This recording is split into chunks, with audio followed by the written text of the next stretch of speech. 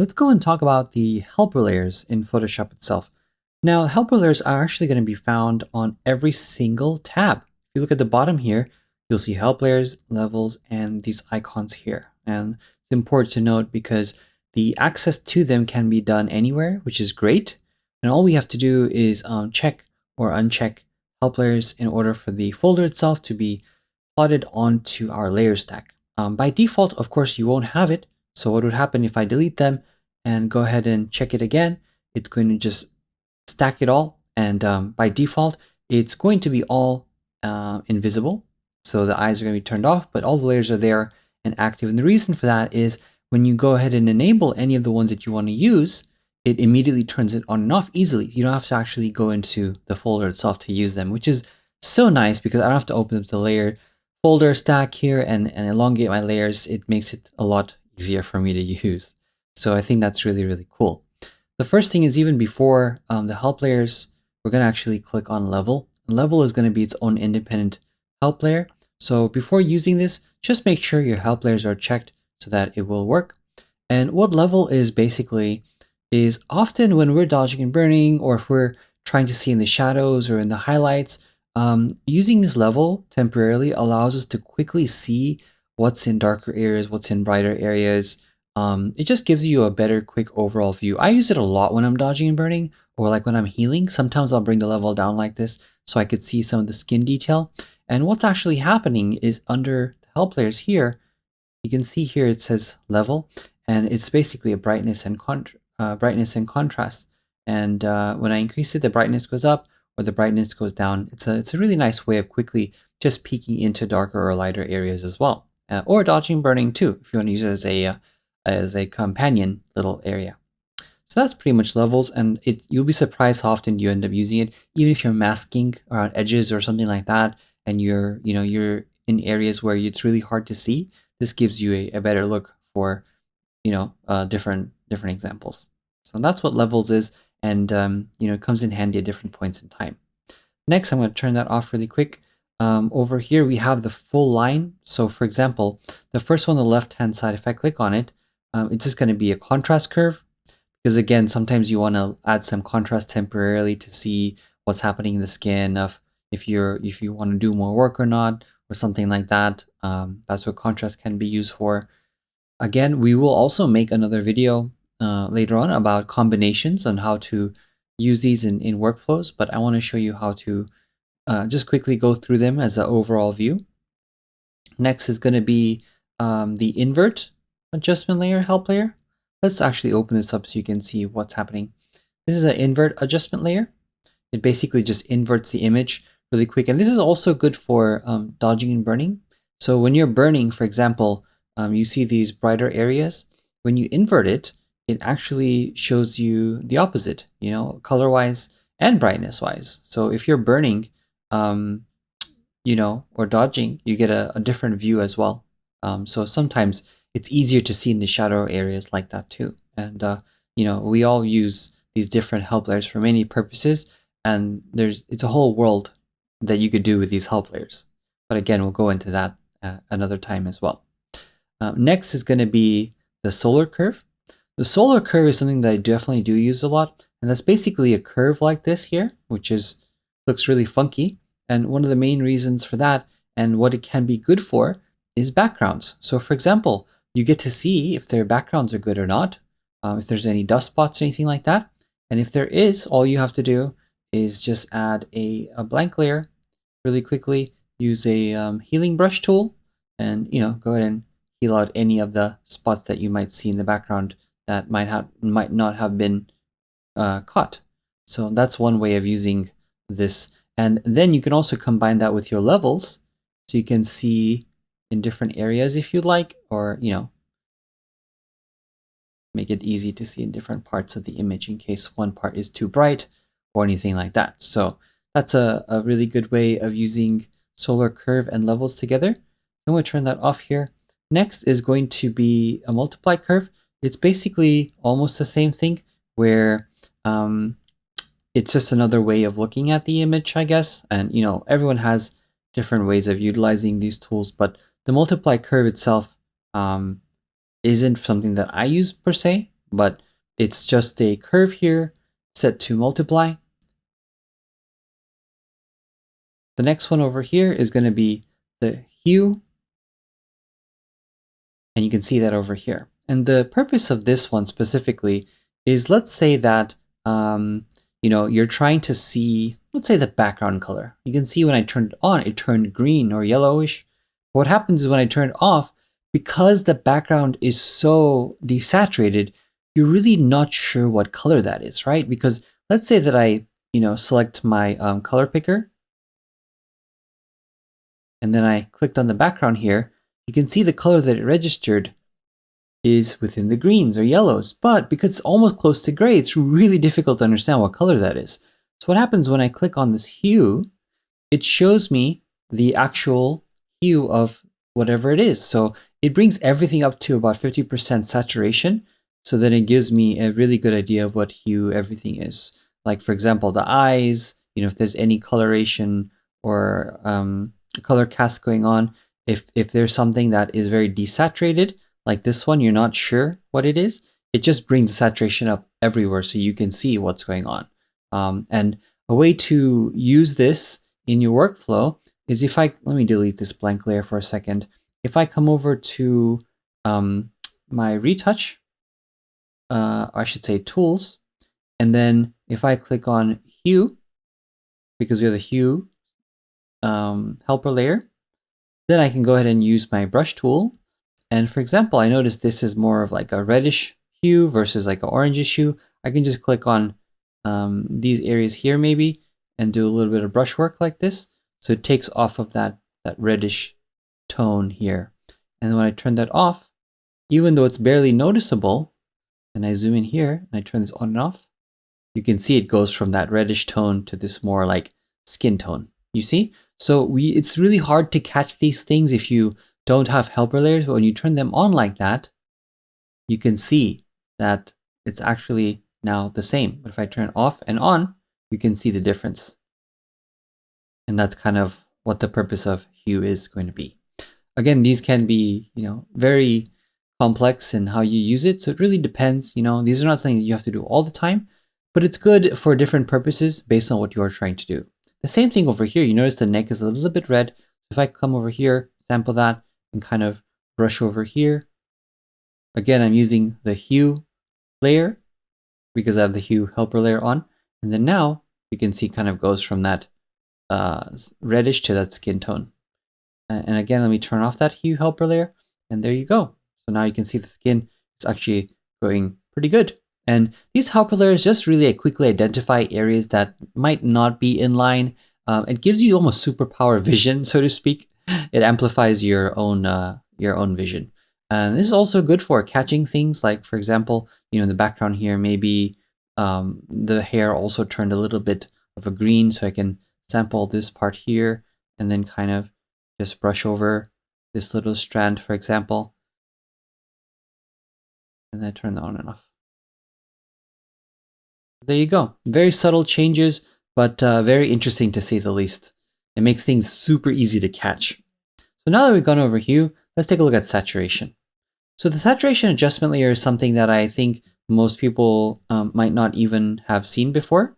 For example, what we could do here is when you have that saturation adjustment layer on, what it is in the helper layer folder here is it's actually a selective color adjustment layer with a couple of parameters. And what it's doing is that anything ultimately that is very desaturated, like for example, you'll see this area here. And if I go ahead and click on saturation again, you'll see it turns black. So anything that's approaching something close to being desaturated goes darker, right? Like you can see here that this area up here is darker, the eyes are dark, etc. The reason for that, again, is because those areas don't have very much saturation. And obviously it doesn't need to, but it just shows you, so you get an idea of what's going on. Now, on the other side of things, areas that are super saturated, like the lips, for example, show up very neonish, right? So the same thing can be said here, is if I go in over here to my color correction, click on saturation, I could then simply put decide if I would like any other areas to be equally saturated. And for instance, if I decide that I want the same level of saturation on the cheeks here on to the lips, I'll sample that. And I simply just need to brush. And what happens is it brings down that like saturation level here. You can see it's turning less saturated overall. And that's kind of what the goal is, to play around and see if that's something that, it might be for your workflow or not. It depends. This is not something that I would use for this example per se, but there's many different ways you could use these in your own workflow should you have to use it. So that's kind of what that is about. The next one's going to be luminosity. This one I use pretty much all the time. The luminosity check layer here. I'm going to delete this really quick. You can see the help layers, and luminosity itself is just a black and white layer set to the color blend mode. And what it shows you is, the image without color, basically. It's completely desaturated.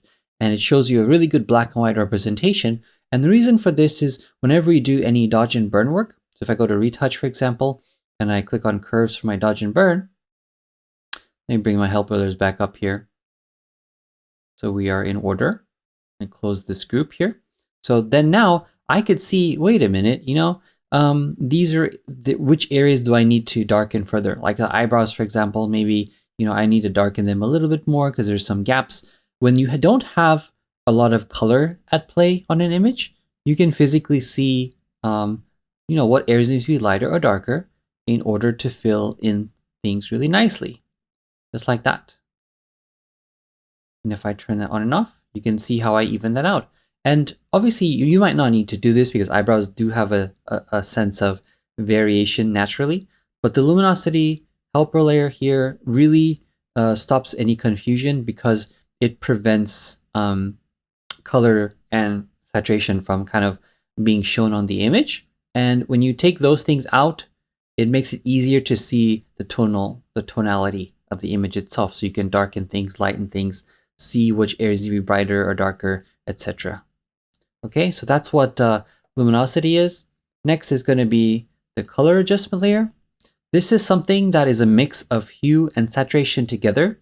You could see what color everything is as a whole. This is not something that I use a lot. I know a lot of people might use it, but for me, it's not something that I use a ton in my workflow, but it just gives me a very good visual example. For example, like it shows me that the color of the lips are red and it's a saturated color. So it's showing up kind of this like neon reddish.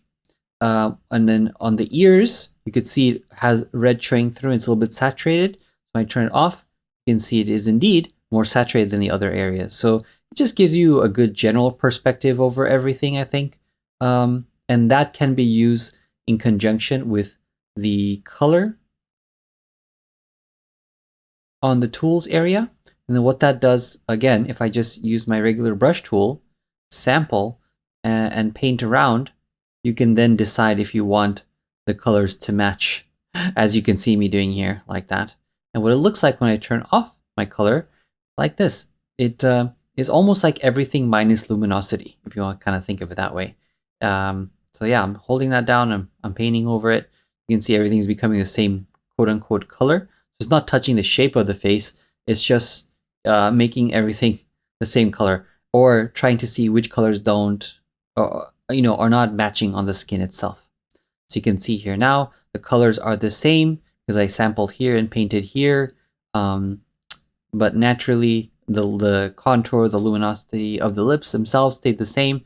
So it's basically like just making sure that your colors are looking good across the image. Like over here, I noticed that these colors here don't really match anything else. I can see there's a lot of saturation going on here. The nose has some saturation, etc.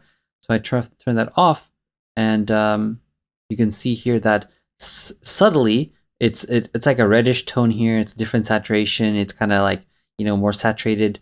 So having that color check is a good, because it shows your eyes like, hey, there is something going on here. Let's take a look at it. And if you visibly don't see it, or if you have a hard time seeing it, you don't have to worry about it so much. But it's a good way of kind of making a check about that. So each of these individual help layers have their individual layers that you can accompany them with in order to correct whatever it is that you're seeing. And that's a very quick general overview of how that is used in a retouching workflow. And the next one we have, let me just delete this really quickly. The next one we have here is our gamut warnings. So let's say that I click on this first one here, like that. And what that does for me is I'm going to pull up a levels really quickly, a levels adjustment layer. And I'm going to take my highlights and then bring them all the way up. And you can see it really doesn't give me the warning. If I go this way, it gives me the warning. So what it tells me is that this is a shadow warning sign. What it means is that if I have a shadow on my image that's clipped or has no detail, it'll show up as blue. As you can see here, the further I go, the more blue it gets. Here's what it looks like when I turn it off.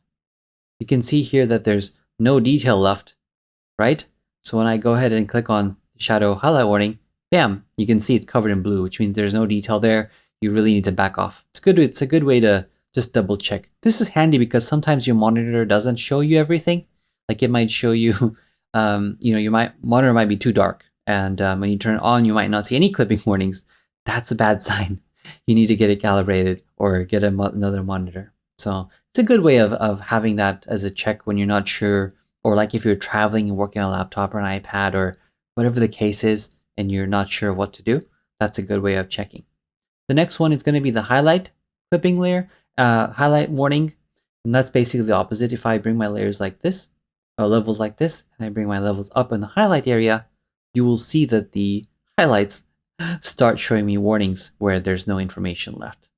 And that's a really good way, again, of making sure that the highlights in your image are not blown out in case you're trying to print it and you want to ensure there's detail there. And it's just a very good way of looking at that. Aside from that, there's many different ways that you can combine them. For example, if you prefer not to use just one, or you would like to use a couple of them at the same time, there's a couple of ways we could do that. Number one, first of all, let's right click on these icons here. And what you'll notice is that there's add or replace mode. Replace mode allows you to just use one at a time. So if I click on replace mode and then just start clicking on them, it will only allow you to use one at a time. But if I right click and use add mode, what add mode does is now I can actually enable multiple ones at the same time, should you want to do that. Why do you want to do that? Well, there's a ton of different reasons, and we might make a video specifically dedicated to really great combinations. One really great combination is when you have luminosity, and then you have invert like this, it gives you another view of dodging and burning. And sometimes seeing it in this view, and you might see the darker areas being brighter. And if you start to, dodge in those areas, what happens is because it's inverted, it gets darker.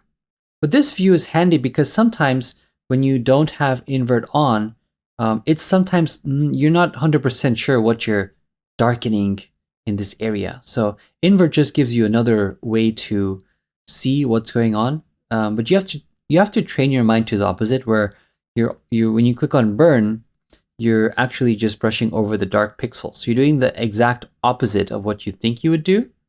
But once you kind of get the hang of it, this view allows you to really, really see any inconsistencies at a pixel level in the shadows in a way that you normally might not have seen before. This is great because when you have dark areas and then they suddenly become white, that becomes very easy to see from a mental perspective. So that's just something to keep in mind. I know Stefan loves doing it this way, and he showed it to me actually, how he uses the invert functionality, and I was kind of hooked. In the beginning, I said, you know what, I'm not 100% sure about it, but then as I started to use it, I soon realized, actually, you know what, it's a lot easier to see these little dark bits standing out. And if I'm quote unquote burning and just painting over the dark areas here, you can see it's a bit easier to do that instead of looking at this view, which I turned invert off, and now it's like, wow, it's actually really hard to see. Now that I have invert on, ooh, that's so much easier on the eyes, right? So that's another way of kind of looking at it. Again, also in luminosity view, if I click on levels, I can bring down the levels and get a better sense of what's happening. Now I can see things a little bit easier as well. So, you can decide kind of what you would like to do in combination with dodge and burn. And there's a ton of other things as well, like, well, I think I'll definitely save that for another video, as well as starting to get opinions from you, the audience, to see the adjustment layers you use for helper layers in your workflow and how you use them. Because it would be very fun to see how you all are using helper layers in your specific workflow. Because I'm pretty basic. I like using luminosity here a lot. I like using hue a lot to see what tones are there. Color is also a good one, as we saw earlier. The clipping warnings, of course, and solar curve is what I like to use to make sure the backgrounds are all clean. So yeah, aside from that, I think those are the main things to remember. Keep in mind that, helper layers are kind of like giving you a superpower into making sure that you see everything that you really need to see. And these are ultimately the main ones a lot of people use in their retouching workflow, which honestly, I think by itself, having this check option here so accessible makes this panel worth it just from that alone. And many retouchers know already how important helper layers are in the retouching workflow. And if you like that, please check out the rest of our videos and check out the panel at infinite-tools. And it allows you to not only download it and use it for free as a trial, but you get to see all the videos for free and, play around with some of the functionality and join us. So there we go. Hope you had fun. I can't wait to see what you do. And please let us know how you use your help layers in your workflow. We'd love to see it.